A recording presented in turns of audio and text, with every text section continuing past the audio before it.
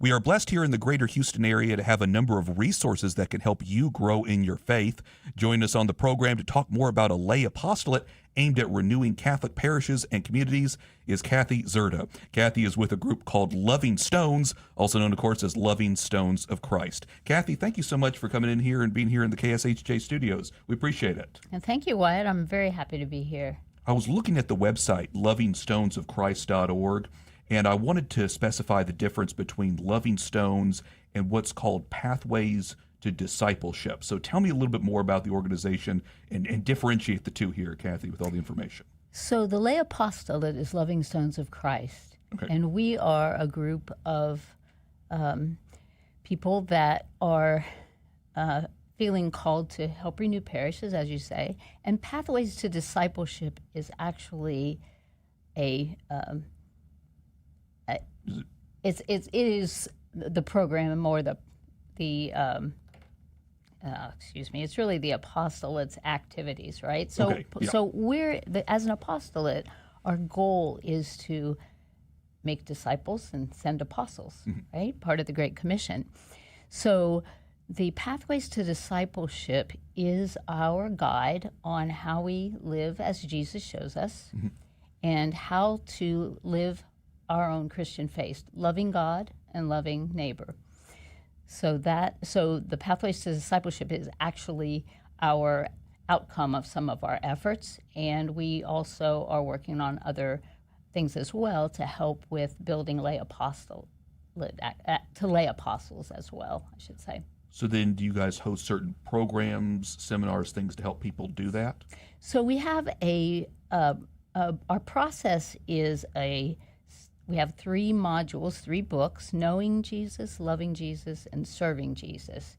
And over the course of those 3 modules, we show people how Christ lived, what his example for us was.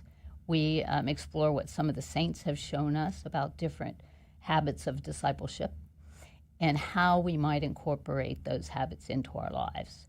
So in our parish, we have a large presentation of material from the book that, we'll do a 7-week session, for example, 7-week series of sessions. Once a week, we meet for about 2 hours with a group of people. We have people coming to Pathways to Discipleship who are just brand new explorers who maybe came out of the Alpha program, which we have at our parish. So these are people who are seekers, who are just starting to learn about God and the faith. We have some people who decide to come to Pathways out of the OCIA program as new Catholics. We have other people who are lifelong Catholics who maybe haven't revisited their faith and their faith formation for many years. So all these people are welcome to come. We meet, as I said, for 7 weeks, and during that time we will spend some of the time. We start out each session opening up a teaching of Jesus. Each module, each session is devoted to a particular topic or a particular habit, if you will, that Jesus exemplified for us. We start with a short video testimony from just a normal Catholic who is talking about that particular habit in their life and how they've incorporated the habit in their life. We have some material from the books that we provide, and then we meet in small groups, break a large group, maybe a group of 60 or 70 people, into groups of perhaps 8 people with a facilitator, and they will have discussions. And about half the time each evening that we do this, about half the time is spent in small group discussion. Yeah. We understand that people, they have a journey. You can go to a faith formation class and you get some head knowledge, but we're really trying to bring in the head, the heart, and the hands. So the video testimonies, for example, or the sharing in a small group, that's where the heart gets engaged, because you hear people's stories. And then there is always, during the session, a time for the small group to practice in their group whatever the habit for that is. For example, our topic might be prayer. How did Jesus pray? How did Jesus teach us to pray? How is our individual prayer life? What do we hear from someone who is a disciple? How do they pray? And then the small group will talk about, well, how do they pray? And they'll share different practices. And then as an activity to get them engaged even more and to show people how to pray, they may join together in their group and do intercessory prayer, go around the table and ask each other what they can pray. What can I pray for you tonight? And so it's a very engaging, interactive way to just go deeper with your relationship with Jesus and to really bring your faith into practice, a very practical way.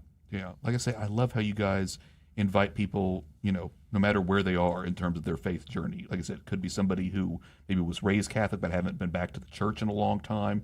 Could be somebody who's a new Catholic. It could be somebody who's been practicing Catholic their whole life. So I love that you can bring different people together like that to share their own points of view, their own experiences. I want to ask you more about what we can do to become better disciples of Christ, because I know, Kathy, you're one of those who leads the group or leads one of the courses to get people to start thinking about that, what they can do. I want to thank you, by the way. I want to reach over here. You gave me a coffee mug here. You sent this to me. Has 12 habits of a disciple. So thank you, by the way, for sending this here to the KSHJ studios. We've got 12 here. I don't think we'll have a chance to go through all of them, but you did mention praying, and this one, of course, says pray for others. But a lot of this is encountering Jesus through prayer, through Scripture, through worship, and the sacraments. Tell me about why all of those are effective ways that we can draw closer to Christ, even when maybe when we're praying at first, we don't feel like we're necessarily closer to Christ right away. Right. Well, I think what's typical, if you think about our parish life, parishes, clergy's job and their staff's job is to form people in their sacraments, help people become sacramentalized, but that doesn't mean that people encounter Christ in a deep way. That inner conversion may be in some very early stage, right? And even if, I went through 16 years of Catholic school, and, but if you don't do anything past that, right? You go off, you get married, you have kids, you're busy, and you don't revisit your faith, and you don't spend time with the Lord in prayer, in Scripture, in Mass, you don't grow, right? So this is, I think the reason it's effective is because people at different stages of their spiritual walk are able to share with each other. We all encounter difficult times in life, right? Those are often the times that really make or break us as far as our faith goes. Hopefully they make us, and that those difficult times bring us closer to God. But when you're in a small group and you hear the person next to you share some very heartfelt experience that you can identify with, and they survived, they made it, and how? Well, let me tell you how I survived it, right? It's this wonderful blend of new explorers very early on their spiritual journey with somebody that's very seasoned, who's been through a lot and maybe doesn't have a lot of answers, but they're very, they're very much more compassionate because they've been through these times. They can identify with the young.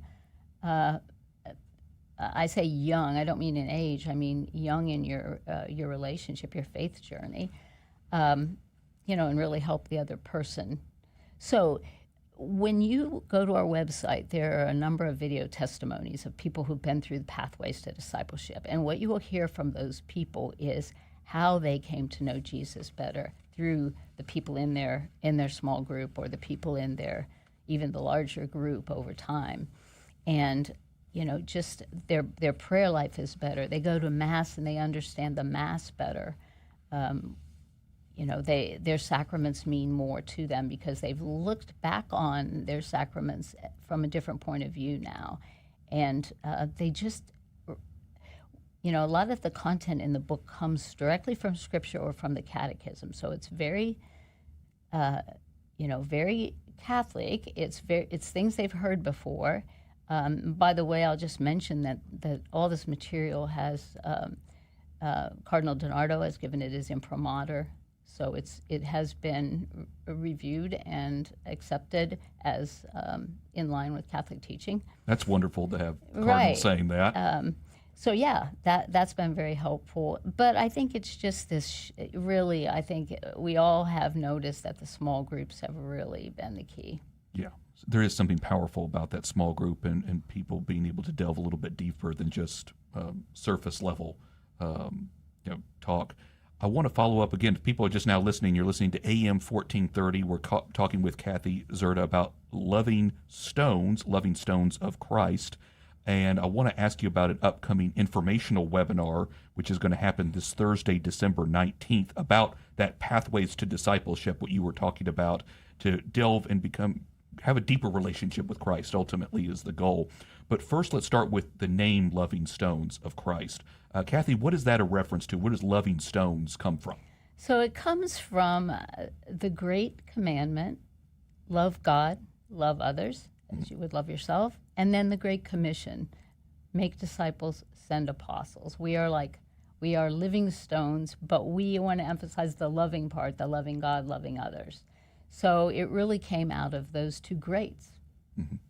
And so like I said, this Loving Stones is for really anyone, no matter where you are in the greater Houston area. But when you guys meet in person, is there a certain church or certain part of the greater Houston area where you meet? So this group really was born out of an evangelization and discipleship commission that started at Prince of Peace several years ago, probably 5 years ago. Mm-hmm. The pastor at that time formed that group, and then when a new pastor came in and COVID came and all these things happened, that group stopped meeting, but they were very called to continue the work. They are the group that came up with the 12 habits. And so a number of those people who were on that commission decided that they wanted to continue the work even outside of the parish connection. So they decided to form this separate entity called Loving Stones of Christ. Now, we want this to be something that all parishes feel free to use, right? We are piloting everything, and the program was, tested and piloted and launched through Prince of Peace, because that's our parish that most of us attend. Mm-hmm. And our pastor, Father Tom Ponzini, is very supportive of Loving Stones. He asked us when we were doing the beta testing to come in and do it with his own staff so that he could participate and his ministry heads could participate. So we've gotten a lot of support at Prince of Peace, but we feel now like we are certain this is doing some really wonderful things. Of community building is really another key that has really helped build our parish, and we'd like to make this available to other parishes. But the nice thing about Pathways to Discipleship is it doesn't have to be used the way we're using it, where we meet in a large group, break into small groups. When we first considered how this might be used, we were really thinking of small groups in homes, just a neighborhood group. You might have a group of friends and you want to invite them over, and there are a number of ways to access this content. You don't have to have a book. The books are available on Amazon, but the material is downloadable free from the website. But also we have people who just want to listen on their headphones while they're walking, while they're driving to work. So we have it as a Spotify and Apple podcast audiobook too. And so what's that called if people want to listen to that would also be Pathways to Discipleship. Pathways they can just to search Discipleship. that in their podcast, Yeah. And so that's really helpful too, because when we meet together in our large group, we ask people to read the material before they come. But we know that's hard to do if you're a working person, but if you can put it on in the car while you're driving to work, or you can listen to it while you're walking the dog, that makes it so much easier. Gary, our founder, when we were in the beta test phase, he did this with his immediate family, and they listened to the podcast version while they were together, joined together as a small group. So that nobody did it ahead. They just put the podcast on and listened to the content and stopped every once in a while to talk through the discussion questions that are included. Very So good. there are many different ways you can utilize this. And in fact, we've begun to think of it as something that post confirmation students it may be a step. It's meant for adults, but it's very accessible material, and we feel that anybody that has gone through at least confirmation should be able to benefit from the materials. Yeah, very good. So it is open and available to everybody. That's fantastic. So we have an upcoming informational webinar if people want to learn more about Pathways to Discipleship, if they Right. want to figure out what makes it unique, how people are able to delve closer into that relationship with Christ. Tell me, for people who want to sign up, what do they need to do? Just they can either go to pathwaystodiscipleship.com, which will really get them to the lovingstonesofchrist.org website, where they can sign up on the events page. If they go to that events page, they can register for the webinar, and they will be automatically sent the link for the Zoom call.